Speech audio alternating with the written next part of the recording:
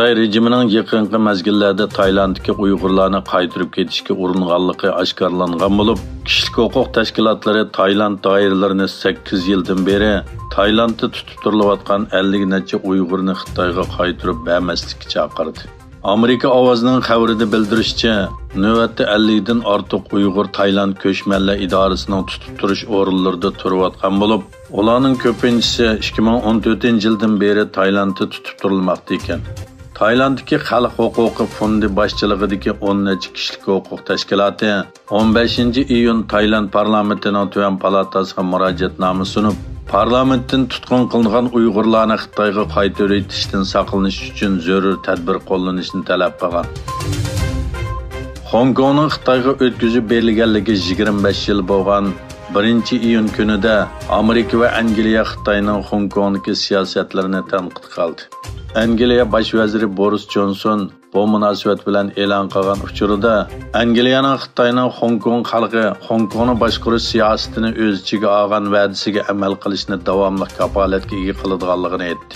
Johnson Xitoyning 1984-yil imzolangan Angliya-Xitoy birlashma xitobnomasidagi va'dasiga xiloflik qilishga boshlaganligini, Hong Kong xalqining huquqi va erkinligiga tahdid solganligini ta'kidladi.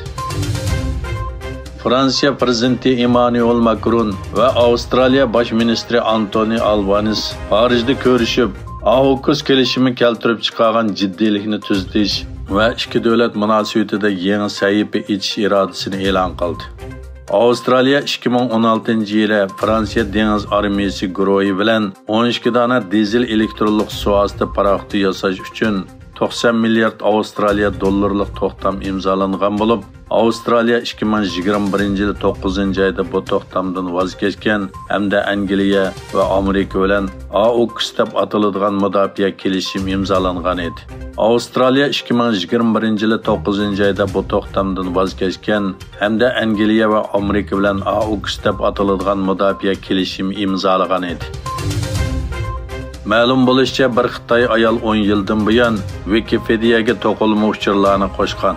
O Xitoy ayol Rossiya tarixini o'z xiyoli bo'yicha qayta yozgan. Gmail taxallusini ishlatgan bu Xitoy ayol Rossiya tarixida ko'rilib boqmagan voqealarni o'ydirib chiqargan. Ahvol aydınlaşgandan keyin 200 dan ortiq to'qilma maqola e'lon qilganligi oshkorlangan bu ayolning Wikipedia'da hisobi taqdim etildi. Amerika Davlat Mudofaa Ministrligi 5 burchaklik bino Ukrainani ilg'or havo mudofaa sistemasini o'z ichiga olgan 820 million dollarlik bexatarlik yordami bilan ta'minlaydiganligini e'lon qildi. Sharq Turkiston jamiyati Turkiyadagi ota-onalari vatanni qilib qolgan yetim bolalarning yiqilib kelayotgan qurboniyatini xushal-xuram o'tkazish uchun 2022-yil 6-oyning 30-kuni Safakoy rayonidagi Armoniya Farik Soda sarayida yetlik kiyim-kechak hadiya faoliyati bo'ldi. Bu faoliyatga 120 dan ortiq Sharq Turkistonlik yetim bolalar oilasi qatnashgan bo'lib, har bir oilaga 600 lira qimmatidagi kiyim-kechak qurboniyatlik hadiya sifatida elib berildi.